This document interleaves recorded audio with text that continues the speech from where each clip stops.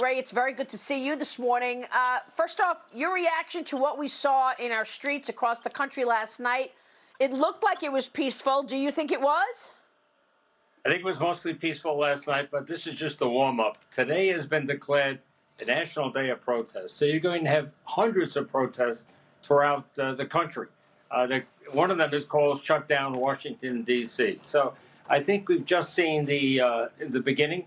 And the fact that, we had this uncertain situation, I think will only increase the period of time that we'll see demonstrations. I think the good news is that the police departments throughout America have been practicing. They were caught short a little bit by the demonstrations after the George Floyd death.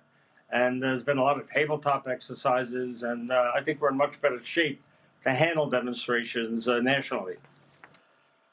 But Ray, do we know what they want? Why is it National Protest Day? What specifically are they asking for? I mean, it's just extraordinary to me.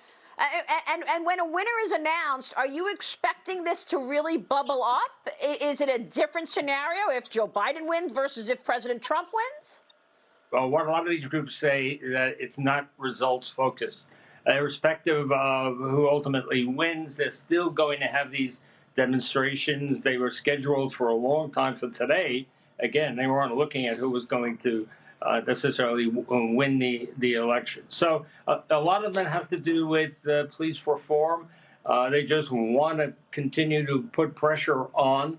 I think there's no question about it that anarchists will try to infiltrate some of the demonstrations today. That information has been out there for a while. So I think some of them, of the demonstrations you'll see in the coming days, will have certainly property damage, and there's always a potential for looting. The looters kind of stay in the background, see if they can get cover too from so-called peaceful protests, and they'll engage in looting if they can. A lot of this goes back to the economy. I mean, economic safety equals national security safety. Isn't that right, Ray? And when you look at, for example, New York, $9 billion budget hole. De Blasio says he wants $9 billion from the federal government. You've got boarded up cities, a boarded up city in New York. What's your take on what turns this around? Well, in New York, it's going to take a long time to turn it around.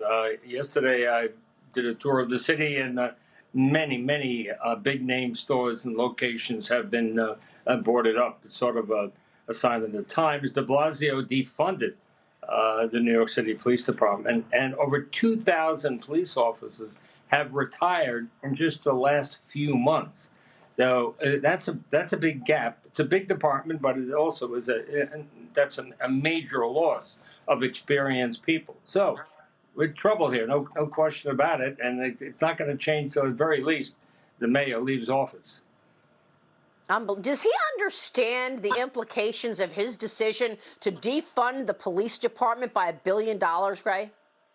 Oh, I think he does very well. I don't think he's unhappy with anything that's going on. He has a Marxist mentality, and this is fitting right into his agenda. So it doesn't seem to bother him at all.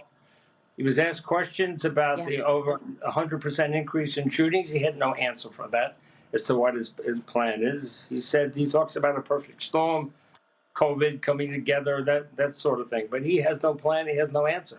So I think at least in New York City, we're going to be in trouble for at least another year. And don't forget, the elimination of cash bail is something that Kamala Harris wants to do for the whole country. That was one of the issues in New York, wasn't it? Yes, a cash bail was largely eliminated. The difference here in New York is judges cannot make a determination as far as the dangerousness, as they say, of the individual. So that's where you see people who are arrested several times a week, where they just walk right out the door because the judge cannot look at the record of an individual. Generally speaking, there are some exceptions to that in the reform that they put in place. That's the difference here in New York and other locations throughout the country. All right, we will leave it there. Ray, it's great to catch up with you. Thank you so much. Ray Kelly joining us this morning.